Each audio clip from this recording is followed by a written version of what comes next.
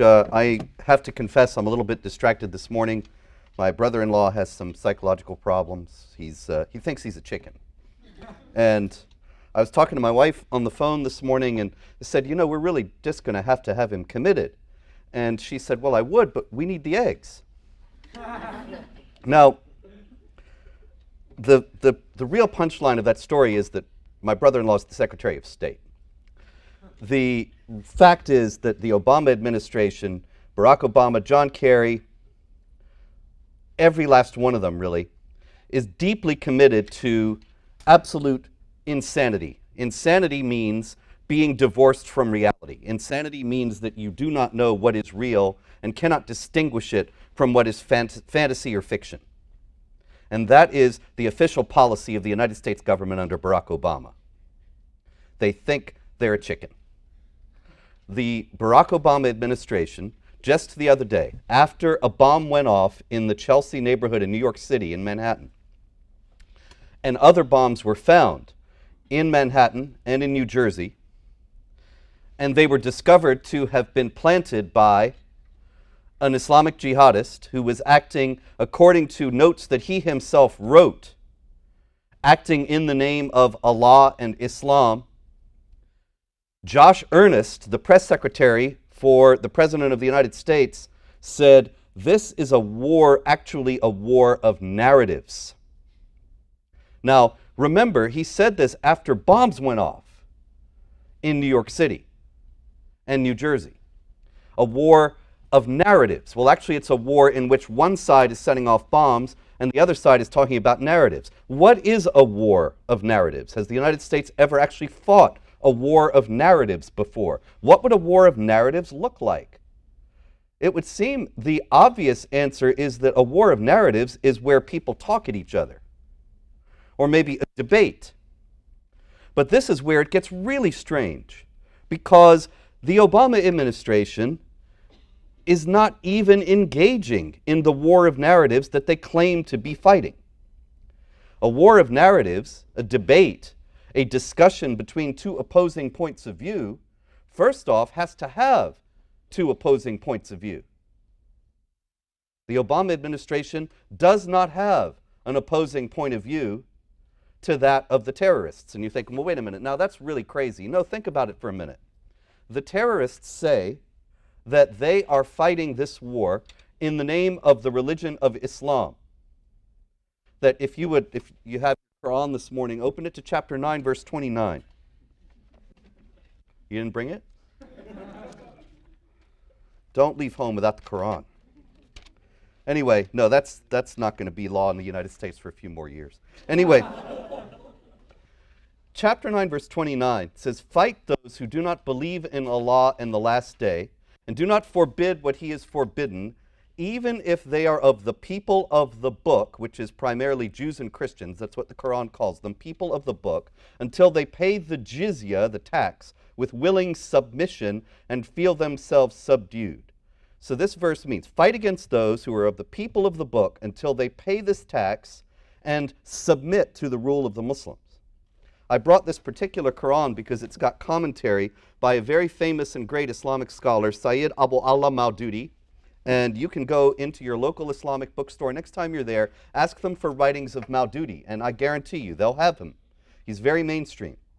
And he says that that verse that I just quoted to you, it means this: the purpose for which the Muslims are required to fight, required, not invited, not encouraged, not asked, but required to fight, is not, as one might think, to compel the unbelievers into embracing Islam. Okay. So we don't have to convert to Islam. But what do we have to do? Rather, its purpose is to put an end to the suzerainty, the rule of the unbelievers, so that the latter are unable to rule over people. Did you hear that? Unbelievers, they have to fight against the rule of unbelievers so that unbelievers are unable to rule over people. Not just people in this country or that country, but all over the world.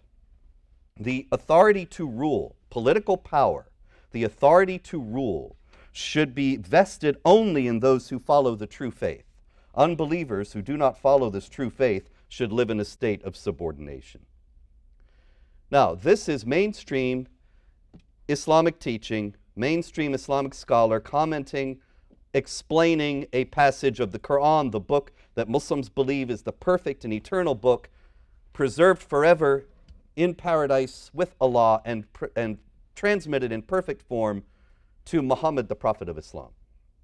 Now, confronted with worldwide violence committed in order to further those goals and in accord with those teachings, and violence in the United States that is dedicated to furthering those goals, the Obama administration says these people are not Islamic at all, that they don't really mean what they're saying.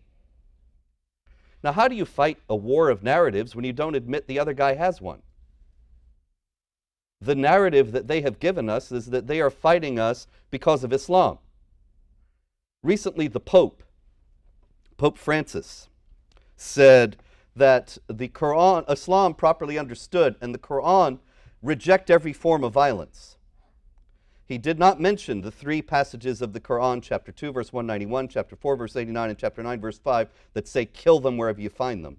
He did not address the other passages of the Quran, chapter 8, verse 12, chapter 47, verse 4, that say, when you meet the unbelievers, strike their necks, that is, cut off their heads. He didn't address any of the other passages exhorting Muslims to wage war against non-Muslims. But he said the Quran rejects every form of violence. Now, when he said this, ISIS, the Islamic State, ISIL as the president calls them, they call themselves the Islamic State because that's what they claim to be, the Islamic State, the quintessential and perfect form of Muslim government. And they said the Pope was wrong. They said, Pope, when you say that, the Quran rejects every form of violence, you are absolutely wrong. And when you say that we need to redress economic inequalities among nations and behave more justly in terms of American foreign policy toward Muslim countries, those things will not stop us and will not end our jihad. The Islamic State told the Pope, we will hate you as long as you do not accept Islam. We will keep fighting you as long as you do not accept Islam. As long as you remain non-Muslim, this war is going to continue. And the Obama administration, seeing all that, says, no, no, no, we just need to get them jobs. We just need to redress their sense of deprivation, their sense of economic inequality, and then everything will be okay. So then Josh Earnest says, this is a war of narratives. Well, what we have here is one side actually has a narrative and has bombs, and the other side has no narrative and is not fighting. They say it's a war of narratives, but they are not even addressing the narrative that the enemy is presenting. The reason why Barack Obama said is, we cannot say that the Islamic State is Islamic. We must not say that. Now, why must we not say that? In the first place, why must we say that? Why does it matter? There is an adage as old as warfare, and it is, know your enemy. If you cannot know your enemy, you do not know your enemy, you will not be able to beat him. Why? Because if you know what your enemy is all about, if you know what he wants, if you know how he thinks, if you know what his motives are, if you know what his goals are, if you know what he's afraid of, if you know what he is hoping to accomplish, then you can devise strategies to deal with all that. But if you don't know any of all that, then your enemy is going to blindside you all the time. He's going to surprise you. He's going to come at you in ways you never expected. Because he knows what he's doing, but you don't know what he's doing. So the Obama administration is committed as a matter of policy to saying that none of this matters, that Islam is nothing to do with the problem. And he said, the president, that we must not speak about this in Islamic terms because to do so would be to validate the claim of these terrorist groups to being Muslim when actually they've twisted and hijacked the noble religion of peace. If we validate them by saying that they're Islamic, it will only strengthen their support. This is what the president said. Now let me ask you this. If you are religious or you know people who are, say Christians, do you think that there are any Christians anywhere in the world who look to non-Christian political leaders to tell them what Christianity is or isn't? Do you think that there are any Muslims in the world who look to non-Muslim political leaders to tell them what Islam is or isn't? It's the same question. Do you think that there is any young Muslim in the world who might think, ISIS is doing what the Quran says, I better join up with them so that Allah will be pleased with me? But John Kerry said they weren't Islamic, so I better not. How likely do you really think that is? But meanwhile, this willful blindness, this willful ignorance, is absolutely deforming our ability to deal with this problem. Take, for example, the Boston Marathon bombing in April 2013. Now, the very kind young lady who introduced me told you that I had been a trainer for the FBI and CENTCOM and the Joint Terrorism Task Force and various other groups of that kind. And that all ended on October 19th, 2011. On October 19th, 2011, 57 Muslim and allied organizations wrote to John Brennan, oh, she mentioned that too, and demanded that I be removed as a trainer, and demanded further that every mention of Islam and jihad be removed from counterterror training. So if you were to join the FBI and you want to go into counterterrorism, they will train you about right-wing extremists and militias and constitutional groups, but they will not tell you a word about Islam and jihad. As far as the US government is concerned, Islam is a wonderful religion through and through, entirely benign, and its presence is to be encouraged and spread in the United States without any regard for the presence of terrorists among peaceful Muslims. Now, how does this work out in practice? The Boston Marathon bombing happened in April 2013, and the people who did it, Tamerlan and Dzhokhar Tsarnaev, two brothers from Russia, they were on the radar screen of law enforcement. As a matter of fact, the Russian security services had told the US government sometime before the bombing that Tamerlan Tsarnaev, the ringleader of the leader of the plot, he had joined jihad groups in Dagestan. Now look, imagine if you were an FBI agent in late 2011 or 2012 and you get the information that the Russians have told us that Tamerlan Tsarnaev joined jihad groups. And right around the same time, you get word from John Brennan, who at that time was the Homeland Security Czar and is now the head of the CIA, that jihad is a noble spiritual struggle, that terrorism has nothing to do with Islam, and that we're not going to speak about Islam and jihad in connection with terrorism. And you get this word from the Russians that this guy joined jihad groups.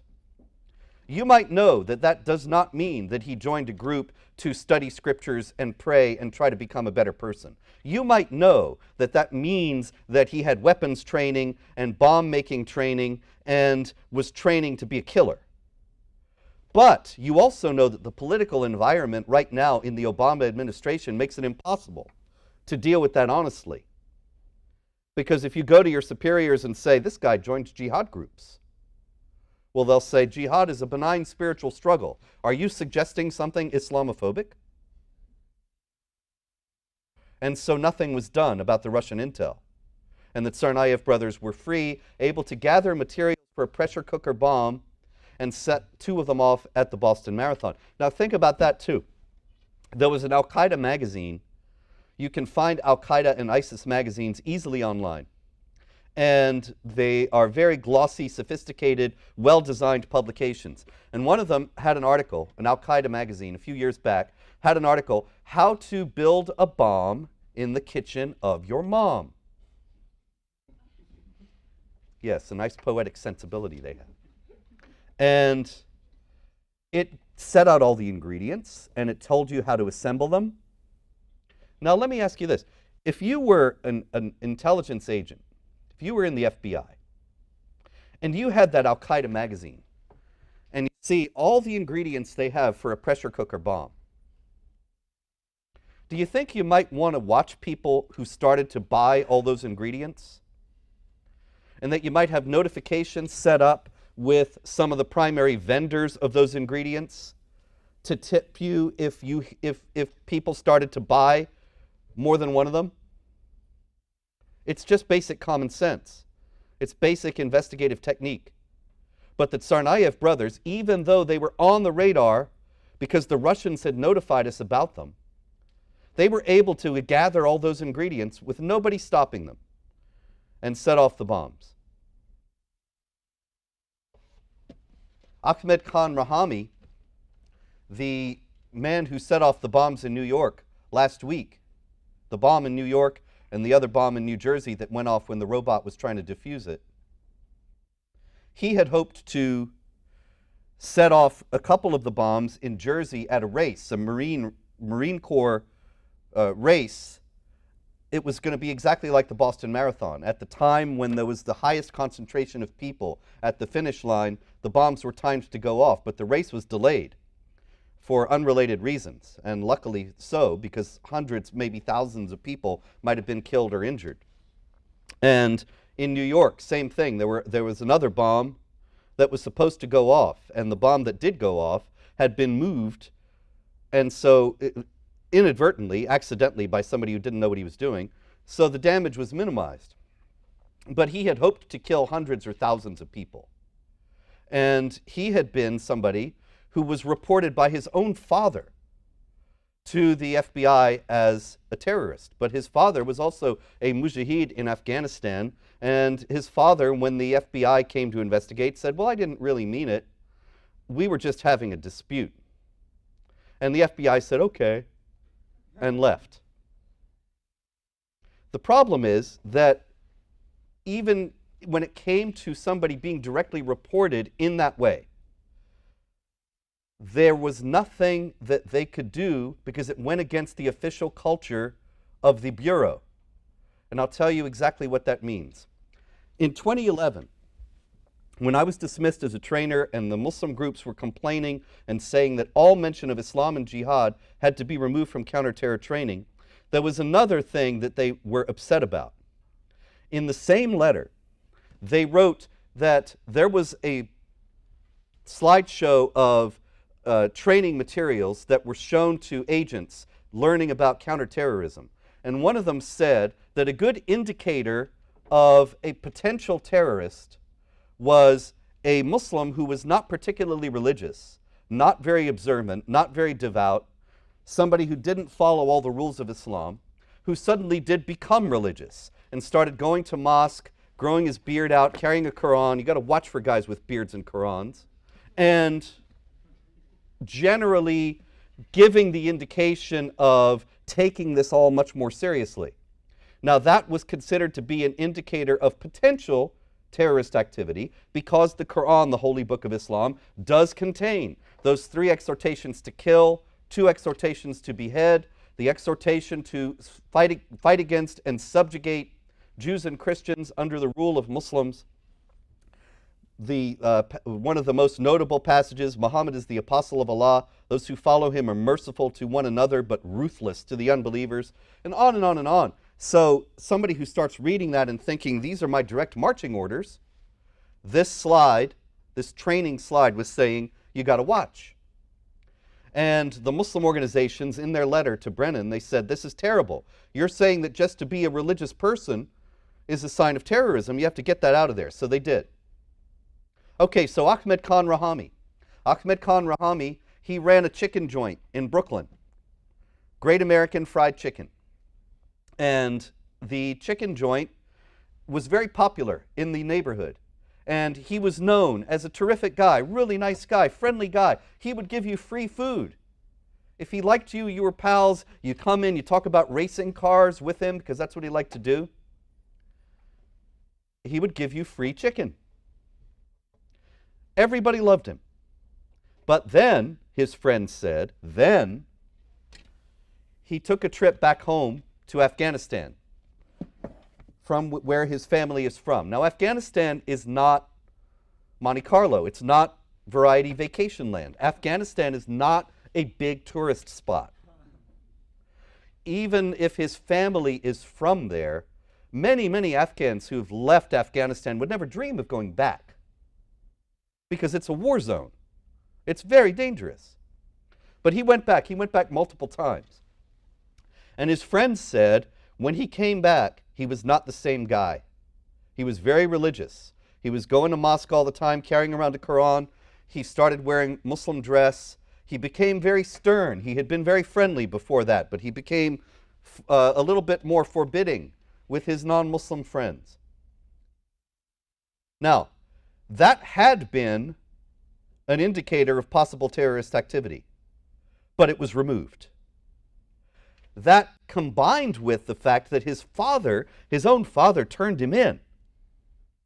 Now, if your own father turns you in and you fit some of the indicators of terrorist activity, that might be somebody worth looking into more closely.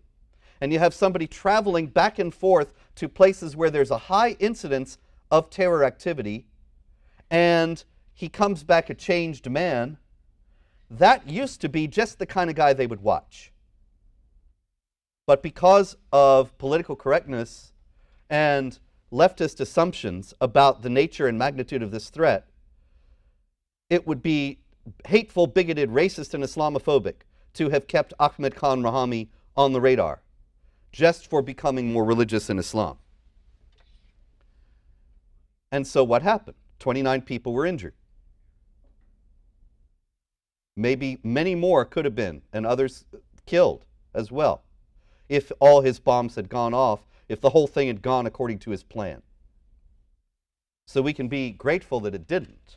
But that does not minimize the magnitude of the mistakes that the FBI made in this case. And they made it because they're clueless, and they are clueless because it is Obama administration policy to be clueless, to have fantasies instead of reality as the basis for our analysis of the threat. If I have a headache and it's a brain tumor, and I say, oh, it's just a little headache, and I'll take an aspirin, the brain tumor will not go away. And this is the situation that we have here. If we have a problem that is not being diagnosed in the proper way, it will not be solved. The proper solutions will not be applied. And that is what we got here. And it's even worse. Not only are the wrong solutions being applied, but the right solutions have been demonized and stigmatized to the degree that people are afraid to deal with them, afraid to talk about them. And that also has had very terrible consequences. I'll tell you, there was one time, this is actually a story with a good ending, but it could have been much worse. People are afraid because they have been told for years, and I'll bet you have heard it all your life, that there's a terrible problem with anti-Muslim bigotry and Islamophobia. Have you ever heard that? Do you know that FBI hate crime statistics actually show that Jews are the most common victims of hate crimes in the United States? But have you ever heard about America having a terrible problem with anti-Semitism? There's a reason for this. The whole Islamophobia idea is really just an attempt to intimidate people into thinking that it's wrong to oppose jihad terrorism. And here's the story that shows how that works. About 10 years ago, there was a plot by Muslims to go into Fort Dix in New Jersey and to shoot as many American soldiers as possible before they themselves were killed. Because the Quran in chapter 9, verse 111 says paradise is guaranteed to those who kill and are killed for Allah. That's why we have suicide bombings, because they kill themselves, but they kill themselves in a crowd of infidels. They go straight to paradise. So, this plot was foiled. And it was foiled just by dumb luck, because the jihadis in question, they liked to watch beheading videos and gory stonings and amputations and all sorts of things, jihad videos. They loved this stuff. But they had it on VHS tapes. Do you know what a VHS tape is? It's something from prehistory. it's a video format that no longer exists. So they went into a video store and they asked this kid, 17-year-old young man, to transfer their VHS tapes to DVD. And in the course of doing this, he's watching the tapes. I guess you have to watch it to make the transfer, or at least it's playing. And he's seeing it's beheadings and shootings and killings of all kinds. And he was kind of alarmed. So he went to his boss and he said, "Dude, I'm seeing some very weird things on this tape. Should I go to the police, or would that be racist? Should I go to the police, or would that be racist?" Now, you see, there's another aspect to this story too. The Muslims in question who were plotting the shootings at Fort Dix, they were Albanians. Albanians are white guys from Eastern Europe. So they go into the video store, a bunch of white guys, and they ask him to make this transfer, and he sees that they are jihadis, and he's afraid to report them because it might be racist. Because he heard that to oppose jihad terror, it's racist. He'd heard that all his life. The Council on American Islamic Relations and other groups like it, any counter-terror measure, any and every attempt to stop terrorism, they say, well, this is racist. You can't do this. Well, actually, Islam is not a race. There are Muslims of all races. And to oppose jihad terror has nothing to do with racism whatsoever. But we can just be glad that he did decide to go ahead and be a racist and call the police. And the plot was foiled. And those plotters are in prison to this day. But if he had not done that, if he had hesitated, then who knows how many people would be dead because he didn't want to be racist. In San Bernardino, California, on December 2nd, 2015, a Muslim couple, Syed Rizwan Farouk and Tashfeen Malik, went into a Christmas party and murdered 15 people. And they said they did it for ISIS, for Allah, for the Islamic State, in accord with Islamic teachings. And it came out in the investigation right after that there had been a lot of suspicious activity at their house, that neighbors had been worried because they saw people coming and going all hours of the night. Something didn't seem right about that house. But nobody ever called the police. And when they said, why did you not call the police? The neighbors said, we didn't want to appear racist. And so here we are again. Just November 4th, 2009, 13 people were murdered in Fort Hood by an Army psychiatrist, Major Nidal Malik Hassan, U.S. Army psychiatrist, who was screaming Allahu Akbar, which means Allah is greater. It does not mean God is great, as all the newspapers will tell you. Allahu Akbar, Kabir is great. Akbar is greater. Allahu Akbar means my God is greater than yours. This is a declaration of superiority and hegemony. And while he's screaming that, he shoots 13 Americans. Now, Nidal Malik Hassan, a few years before that, as an Army psychiatrist, there's a thing called Grand Rounds, where various experts in the Army, they have to get together with the experts in their field and tell them about new developments. And each one of them does it in turn. So it got to be Nidal Malik Hassan's turn. He's supposed to be speaking about psychiatry. That's what he is, a psychiatrist. And instead, he gives a lecture to the Army psychiatrists about jihad and about how Muslims have a responsibility to wage war against unbelievers. And how he said Muslims must not kill other Muslims, which is in the Quran, chapter 4, verse 92. He was right. Muslims must not kill other Muslims, and that means that no Muslim soldiers in the U.S. military can go to Iraq or Afghanistan. And if they are forced to, then they will follow in the footsteps of Sergeant Hassan Akbar. Sergeant Hassan Akbar was a Muslim soldier in the U.S. Army who killed 2 of his commanding officers in Kuwait in 2003. And so Nidal Hassan was saying that we are not to go to Iraq or Afghanistan or we will kill you. And a lot of his fellow psychiatrists, they were very alarmed coming out of this lecture. It was not your average psychiatry lecture. And they went to the bosses, the commanding officers, and they said, we're afraid of this man. We think he might go jihad himself someday. And you know what? Did his commanding officers reprimand him? Did they investigate him? Did they call him on the carpet in any way? Did they kick him out of the army? They promoted him. And when they promoted him, they wrote in their favorable performance evaluations, this man has a lot to teach the U.S. military about Islam.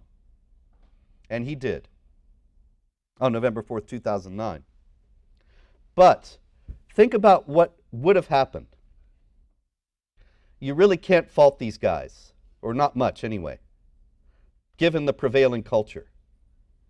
What would have happened if Nidal Malik Hassan's commanding officers had reported him or had investigated him? Can you see it? Turn on CNN. Islamophobia in the military. Islamophobic officers persecute a Muslim army major solely because he spoke about Islam. New York Times expose, Islamophobic military officers, Islamophobia in the military, how large is it? Their careers would have been over. Their lives would have been ruined. And so they rolled the dice, they crossed their fingers, they hoped that nothing bad would happen, but it did. 13 people were dead. This is the result of the policies that the Obama administration has pursued, that none of this has anything to do with what it has to do with. And so warning sign after warning sign are ignored, and more people are going to get killed. So what we need is not just a new president. We're going to get that one way or the other. What we need is a whole change in the political culture and a massive sweeping out of the foreign policy establishment in particular. What we need to do is call things by their right names. You may have heard of the great sage Confucius. And Confucius once was asked, what would you do if you were the emperor? What would be the first thing you would do? And they were thinking, you know, he's going to say, build up the military or strengthen the infrastructure or who knows what. And he said, call things by their right names. And they said, what? What does that have to do with anything? And he said, call things by their right names. That's the first rule of effective government. Because when you call things by their right names, then you can find the right, identify the correct problems and apply the correct solutions. And what we have is this massive unreality instead. My brother-in-law thinks he's a chicken. And Obama thinks ISIS is not Islamic. If we call things by their right names, then all this would change. Not long ago, after the Orlando Jihad massacre, Donald Trump criticized Obama for not calling things by their right names, for not referring to Islamic terrorism. And Obama was very angry. I've never seen him angrier, before or since. And he said, what difference would it make? Echoing Hillary Clinton about Benghazi. He said, what difference would it make? Would it give us a new strategy? Would it win us allies? And he meant these as rhetorical questions, that if we call Islamic terrorism Islamic, it wouldn't make any difference. But actually, it would win us new allies and give us new strategies. I'll tell you how. In the first place, in terms of strategies, as I explained before, you can't fight an enemy you don't understand. Once we understand them, we can deal with them. If we had known that Rouhani had become religious and cared and were politically incorrect enough to see that as a trigger, 29 people might not be injured today in New York.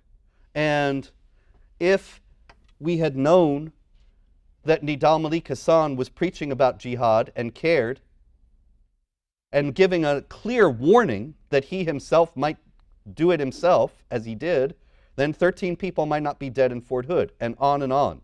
Boston Marathon, same thing. Would it win us new allies? Absolutely. Consider this. The United States, ever since 9/11, has been fighting against terrorism and has never stood up for our own principles. This is YAF, and we're all about American principles and American freedoms. Consider this. We went into Iraq and Afghanistan. And in Iraq and Afghanistan, in both places, we installed constitutions that made Islamic law the highest law of the land. Islamic law mandates warfare against unbelievers and their subjugation. It denies the equality of rights of women. It denies the equality of rights of non-Muslims. It denies the freedom of speech. It denies the freedom of conscience. If you change religions, you can get killed.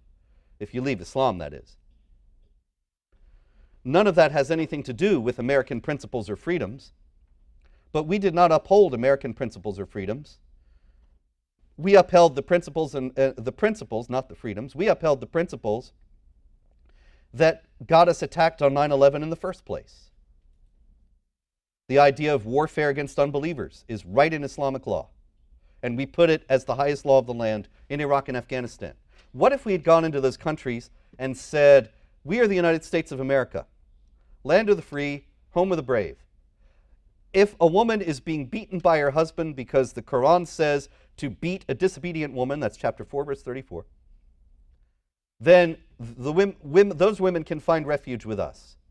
If a non-Muslim is being harassed or persecuted for being a non-Muslim, he can find refuge with us. If a Muslim wants to leave Islam in free exercise of his conscience, he can find refuge with us. If we had stood for American principles, I am confident that there would have been millions of people in those countries who would have preferred to live in a society like ours rather than under Islamic law. And I mean millions of Muslims. Muslims are the first victims of this. This is Islamic law that is so draconian and violent and virulent, and there's no way out. You can't just opt out and say, I'm going to leave Islam because Muhammad said, if anybody changes his Islamic religion, kill him. But we did not act as liberators. In 1945, Douglas MacArthur became the military governor of Japan. And one of his first edicts was that Shinto, the militaristic religion that had fueled Japanese militarism and led to World War II, was to have no place in the government or in the schools. What if we had done that in Iraq and Afghanistan? The world would be a very different place today. So, I hope that you, in your continuing careers as political activists, will understand the first principle of any effective political action is just what Confucius said, to call things by their right names, and to demand honesty in particular about the jihad threat. For if we do not have that honesty and realism, then the jihad will continue to advance, and more Americans will die.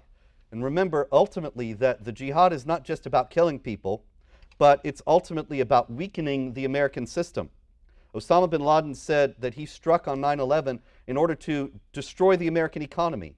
Think about since then all the billions that have been spent and the lives lost in Iraq and Afghanistan, the billions spent on airport security, on securing government buildings, and so on. He has weakened the American economy. A few more like that, and he could achieve his goal, or he and the people who have followed him. And so it is not too late. It's never too late, but it is very late. And I hope that you will all realize what's at stake, and work for realism and honesty in government in this age of absurdity and fantasy. Thank you very much.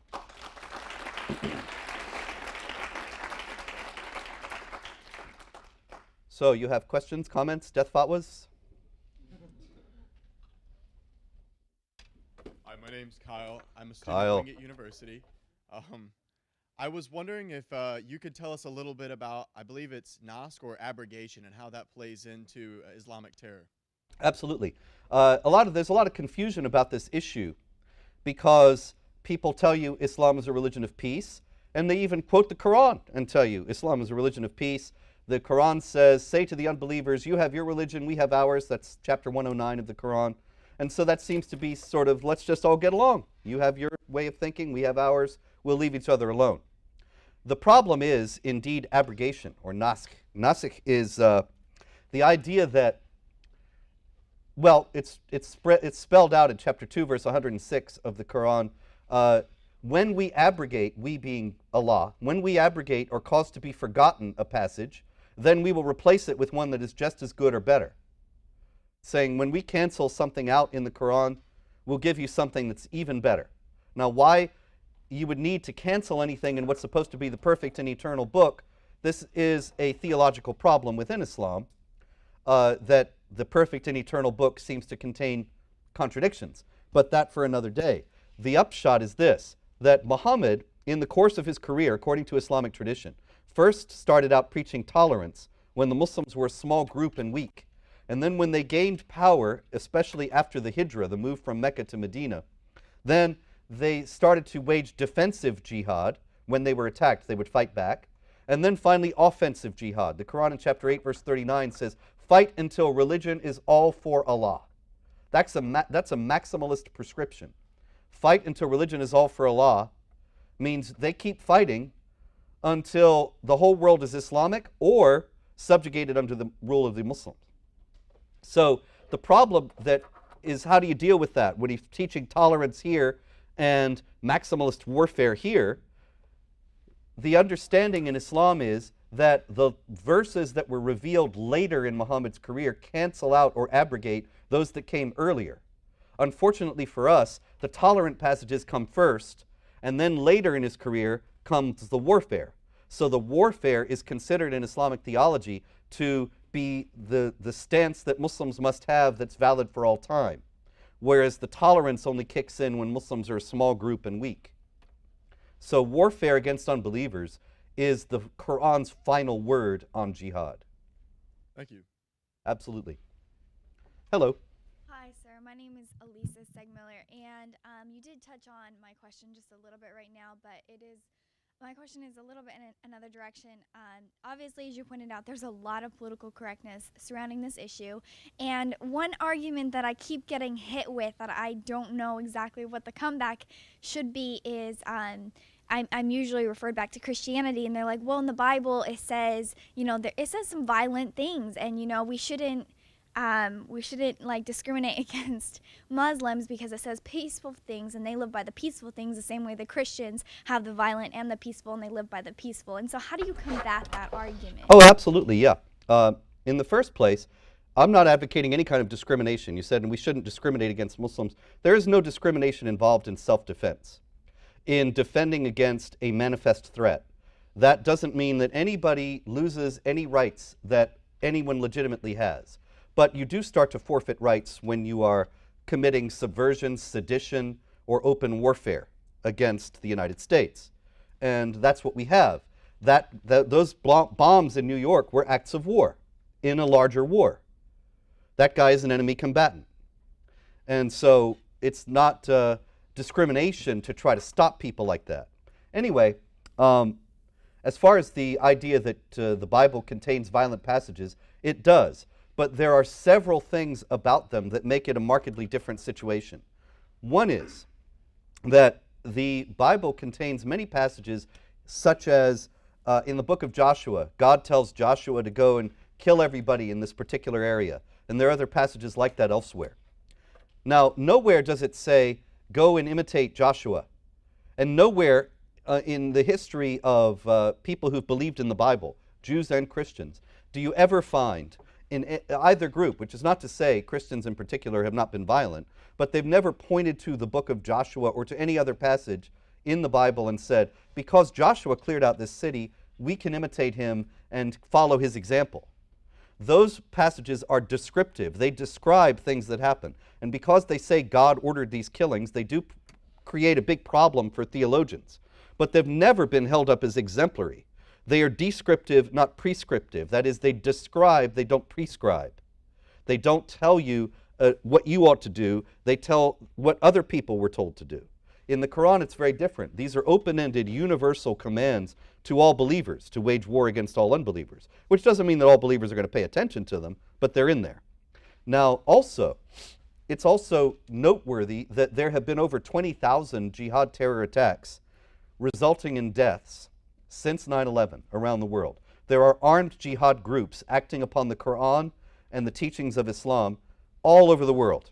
Where do you ever see Christians screaming, Jesus is Lord, and blowing people up? You never hear that. But Muslims screaming Allahu Akbar and killing people, almost a daily occurrence somewhere in the world. There's a reason for that. And it's not just an accident or coincidence, in other words. And it's not only that these passages are descriptive and not prescriptive, but also both Judaism and Christianity look at the passages that are violent in ways that completely mitigate the violence. In other words, it's like this. Judaism, you may know, underwent a radical change when the temple in Jerusalem was destroyed in the year 70 AD, 70 CE. In that year, with the destruction of the temple, all of those rules, if you've ever read the Old Testament, you've seen a lot of laws and rules about various kinds of ritual behavior. And those are the same places where you find the violence. And Judaism completely rejected the literal understanding of those things. It says the law, those ritual laws, cannot be applied in the absence of the temple. And so there is no justification for behaving in any way that would include those violent passages and the other passages that jar us nowadays. It's all gone. Christianity, in much the same way, says Jesus Christ fulfilled the law and Christians are not bound by the law. And those passages about violence are all in the law. So it's either way, both of them have developed interpretative traditions that reject the literal understanding of the verses. And the verses don't command people to imitate them anyway. So there's nothing really to the argument. Thank you, sir. Hi, my name is Ross Dubberly. I'm from the University of Georgia. Kyle and I last night were just talking about how much we love your book, The Political Thank you so much. Guide to Well, as a Islam. native of South Carolina, I salute you. Yeah. So my question is with regard to CARE, this radical organization that the press has deemed the spokesperson for Islam. I know that they put you and people like Dr. Zuhdi Jasser, a practicing Muslim, on their Islamophobia list. What can we do to combat this group CARE? Well, we just need to keep telling the truth about it. When they have an Islamophobia list, that list is designed to do two things. One is it alerts their violent co-religionists as to who they should kill. It's a hit list, in other words. And also it is a list designed to stigmatize. It's a list so that the leftist allies of CARE, the people on your campuses who work with the MSA and Students for Justice in Palestine and so on, they know who not to have speak, or who, if you were to have me speak at your campus, they would know to protest because I'm on this list. You see, it's a signaling, it's a resource for them to know when to mobilize. But anyway, the Council on American Islamic Relations has opposed every counterterror measure that's ever been proposed or implemented anywhere in the country. Several of their officials have been arrested and convicted for terror-related charges. They have refused repeatedly in debates with me, CARE officials, to denounce Hamas and Hezbollah as terrorist groups. They have told Muslims repeatedly not to cooperate with law enforcement, not to cooperate with the FBI. You lay all that out if you're confronted with these groups, or these groups are attacking you. You lay all that out and it's very clear what their agenda is. And you can find specifics about all of that at my website, jihadwatch.org. Thank you so much. Hi, I'm James Nealer from the University of Alabama, and I've also read your book, and I thought it was fantastic, The Thank Politically you. Incorrect Guide to Islam. People like David Horowitz and others have really documented President Obama's radical past, like in his community organizing, which is really a Marxist front, and his ties to Islam in his youth. So how much do you think that Obama's current unwillingness to confront the threat of Islam is just fantasy, or is it actual subversion of America and our actual country? Oh, it's fantasy and subversion. I was speaking of it as fantasy in terms of how he presents it to the American people. I don't actually think that he believes that Islam is a religion of peace. He himself says he studied Islam. He says he got in trouble for making faces in Quran class when he was a kid in Indonesia. So he has every reason to know that Islam is not a religion of peace. If he actually read the Quran, if he actually studied it, he knows what's in it. As Marco Rubio said famously 6 times in a row, Barack Obama knows exactly what he's doing. And he was right. It's a shame that Rubio was self-destructing in that instance because the point was sound. he does know exactly what he's doing. I think that the aggregate of the evidence indicates that he is a Marxist internationalist who wants to destroy nation states, destroy borders and distinctions between people. The utopian ideal is that wars come about because of political, military, and economic inequality. And so if we level the world and there's no more political, military, and economic inequality, then there will be peace. And so if they make all the world as crummy, poor, dangerous, and squalid as every other place in the world, then there'll be no more wars. And so that's what he set about to do to the United States. Thank you. Devin Weems, Prince George's Community College. Thank you for coming out today. Thank you. So I just noticed that the left has a way of capturing the American people, and the right actually, I feel like they have a problem with doing so. What is a trait that you think that the right is lacking that could better help them capture more people? You know what we're lacking? George Soros. Seriously, it recently came out that George Soros, Soros-funded foundations, paid for favorable coverage of the Iranian nuclear deal. They paid mainstream media outlets to tell the American people that this Iran deal was great. And so we're blanketed with this propaganda. And that was not the only thing. He also paid for favorable coverage of the so-called refugee crisis, with Muslim migrants streaming into Europe, hundreds of thousands into Europe, and Barack Obama bringing them here. We have a real problem with terrorism because the Islamic State has already boasted about embedding terrorists among the refugees. Two of the shooters in Paris last November who killed 130 people were refugees who had just come into the country. But we're blanketed with this coverage of news reporting about the Muslim migrant issue as if it's just purely a humanitarian crisis, and anybody who is concerned about terrorists among the refugees is just a racist, bigoted Islamophobe, and no other voices are allowed. And see, I've been amazed myself over the years in dealing with mainstream media reporters. New York Times, CNN, Reuters, AP, whenever they come to me, I know, oh, here comes the prosecutor. He's going to try to make me look as bad as possible. And I've always wondered, why is it that all these guys march in lockstep and nobody ever breaks ranks? And now I think we're seeing why. Because they are being paid. And I think that it's not so much that our message does not resonate with Americans. I actually think most Americans agree with us. But that we are constantly propagandized in a very skillful and targeted manner, such that people become ashamed to hold the positions that they hold, or they become beaten down by the propaganda, or they accept the lies. And the thing is, actually, after all this has come out now, and more is coming out, I think it's remarkable that we have the presence that we have. That reality just keeps breaking through, you know? You can't really hold it down. It's like Solzhenitsyn said, that a totalitarian state is like concrete over grass, and the concrete crushes the grass down and kills it. But then the blades of grass poke through the concrete and break it. And that's what we are.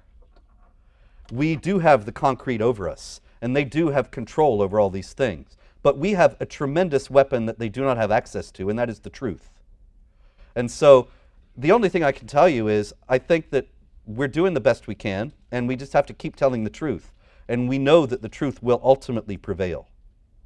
But we have very powerful forces against us. Just how powerful and how they have been acting is only now coming out. And I encourage you all, if you have not heard about these recent revelations of Soros manipulating the media. You know, incidentally, the last question, or a couple questions ago, the gentleman asked me about that CARE has me on an Islamophobia list. George Soros paid $500,000 to the Center for American Progress to find dirt on me and my colleagues. You know, not scandals, I mean, we don't have any, but just to paint us in the worst possible way so that most people will think, well, decent folk, they stay away from a guy like that. And so this has all been a paid effort. This is a paid effort at propaganda and discrimination. But the thing about it is, you remember Goebbels from World War II, the Nazi propagandist. He said, the big lie, you repeat the big lie often enough and people will believe it. But you see, that is an admission of weakness. The big lie has to keep on being repeated because it's a lie, because people can open their eyes and see that it's a lie. And this is the problem that they have. They have to keep beating us over the head with this nonsense about how Islam is peace and so on, because it's so obviously false. And it's disconfirmed by every day's events. And so they have to keep lying to us. But the truth will out. I have every confidence that if we stand firm, the truth will out. That's the best I can give you. I'm sorry. It is a bleak situation, but it's never so bleak that there's no hope. I greeted the man from Georgia and said, I greet you as a native of South Carolina. The state motto of South Carolina, my home state, is Dum Spiro Spero, while I breathe, I hope. And that's a good thing to keep in mind, because things are going to get tough, tougher than they are now. But we have to see it through. And if we stand firm, then we will be standing at the end and seeing it through, because we have the truth on our side. Thank you very much.